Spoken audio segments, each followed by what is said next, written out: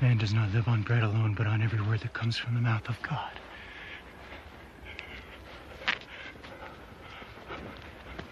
Then the devil took him to the holy city and had him stand on the highest point of the temple. "If you are the Son of God," he said, "throw yourself down.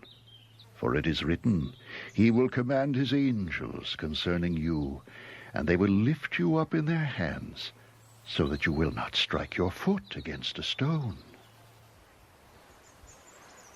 Jesus answered him, It is also written, do not put the Lord your God to the test.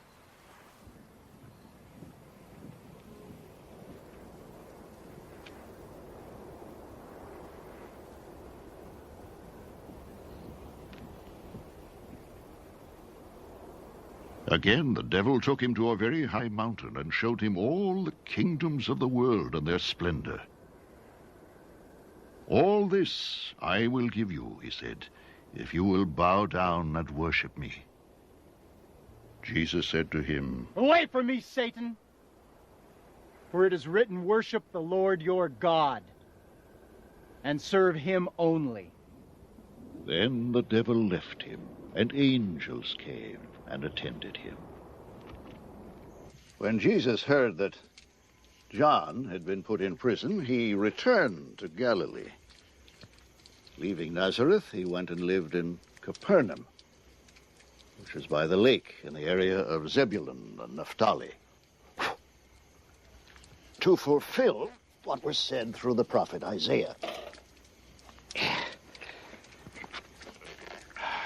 "Land of Zebulun and land of Naphtali, the way to the sea along the Jordan, Galilee of the Gentiles. The people living in darkness have seen a great light. On those living in the land of the shadow of death, a light has dawned."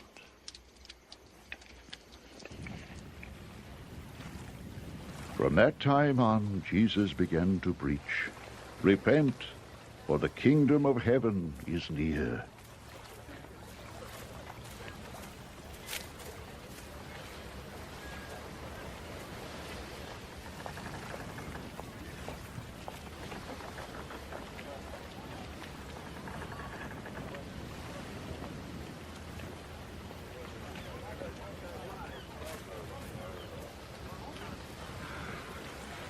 As Jesus was walking beside the Sea of Galilee, he saw two brothers, Simon called Peter and his brother Andrew. They were casting a net into the lake, for they were fishermen.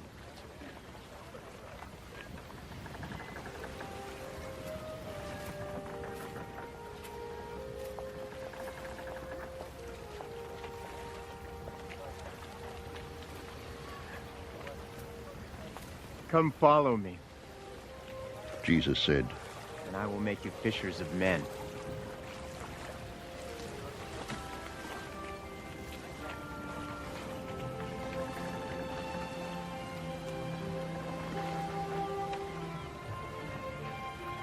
At once they left their nets and followed him.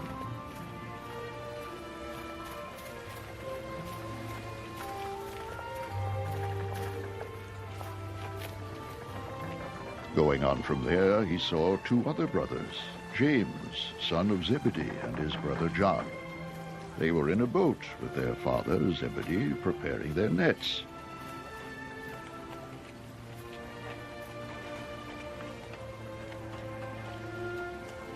Jesus called them, and immediately they left the boat and their father and followed him.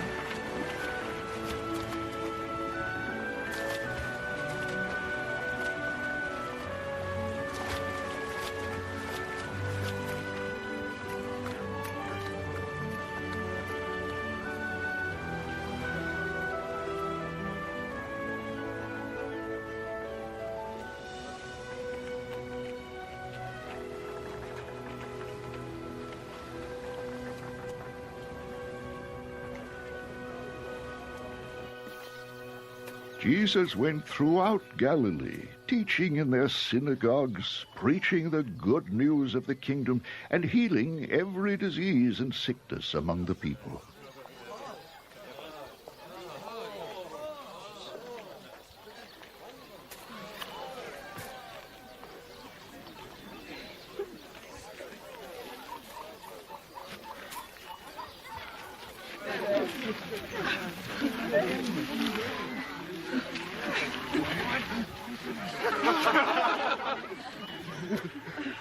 News about him spread all over Syria, and people brought to him all who were ill with various diseases, those suffering severe pain, the demon-possessed, those having seizures and the paralyzed, and he healed them.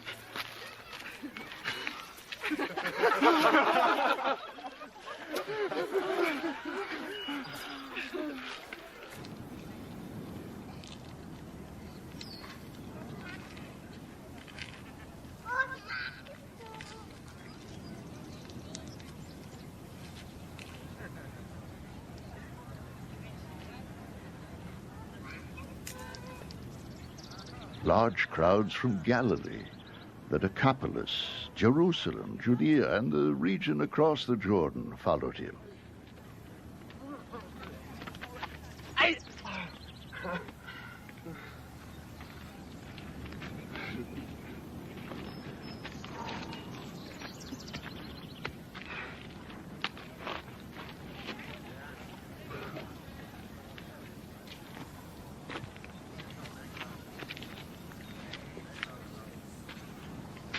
Now when he saw the crowds, he went up on a mountainside and sat down. The disciples came to him, and he began to teach them, saying, Blessed are the poor in spirit,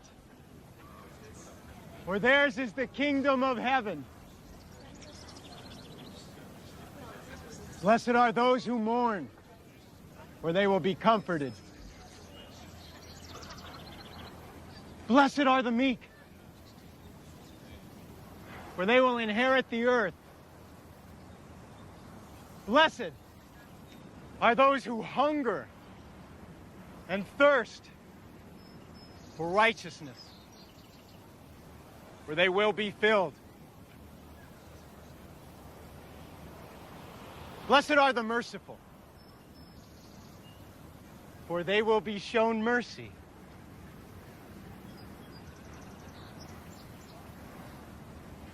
Blessed are the pure in heart, for they will see God. Blessed are the peacemakers, for they will be called sons of God.